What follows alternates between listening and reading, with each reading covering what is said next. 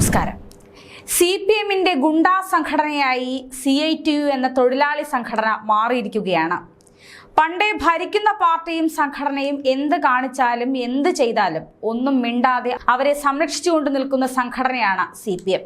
ഇവിടിപ്പോൾ മനുഷ്യത്വം തൊട്ട് തീണ്ടിയിട്ടില്ലാത്ത ഒരു സംഘടനയായി മുഖ്യന്റെ പാർട്ടി സംഘടനയായ CITU അക്രമം അഴിച്ചുവിടുകയാണ്.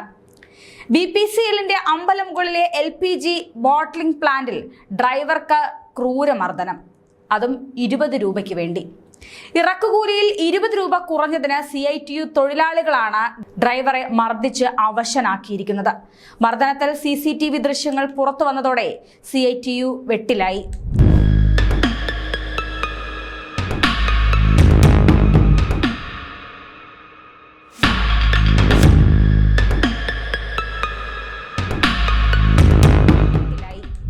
ഡ്രൈവറെ മർദ്ദിച്ചതിൽ പ്രതിഷേധിച്ച് ഇപ്പോൾ ബോട്ട്ലിംഗ് പ്ലാന്റിൽ ഡ്രൈവർമാർ വലിയ പണിമുടക്കിലാണ്.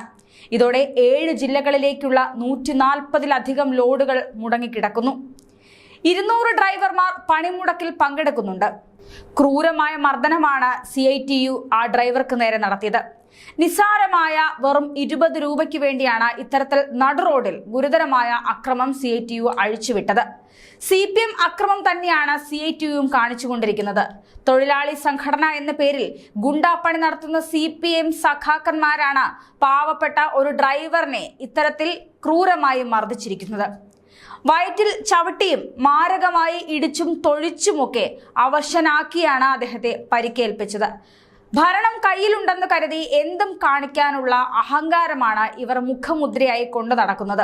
ഈ ധാർഷ്ട്യം തന്നെയാണ് ഈ പ്രവർത്തകർ കാണിക്കുന്നത്. പലയിടങ്ങളിലും CITU തൊഴിലാളികളെ ഭയപ്പെട്ട് കഴിയേണ്ട ഗതികേടിലാണ് ഡ്രൈവർമാർ.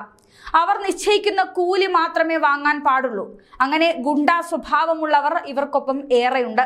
CITU തൊഴിലാളിമാരെ ഭയന്നാണ് ഈ നാട്ടിലെ ചുമട്ടു തൊഴിലാളിമാർ ജീവിക്കുന്നത്. അവർ അറിയാതെയോ യൂണിയൻ അറിയാതെയോ ഏതെങ്കിലും ലോഡ് പോയാൽ തല്ലിയും ഇല്ലാതാക്കിയും അവരെ ദ്രോഹിക്കുന്ന സംഭവങ്ങൾ കേരളത്തിലുടനീളം CITU യൂണിയനിൽ ഉണ്ട്.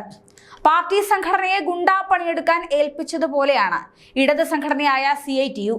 മുഖ്യമന്ത്രിയുടെയും പാർട്ടിയുടെയും ബലത്തിൽ ഇത്തരത്തിൽ സംഘടനകൾ ഇങ്ങനെ തുടങ്ങിയാൽ അധികം വൈകാതെ തന്നെ ഈ നാട് CPM ഗുണ്ടകൾ ഭരിക്കും.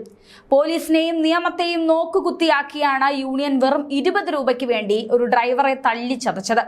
വ്യാപകമായ പ്രതിഷേധവുമായി ഇപ്പോൾ ഡ്രൈവർമാർ തന്നെ രംഗത്തെത്തിയിട്ടുണ്ട്. നടപടി സ്വീകരിക്കാതെ ഇനി ഒരു ലോഡും പോകില്ലെന്ന് തന്നെയാണ് അവരുടെ വാദം.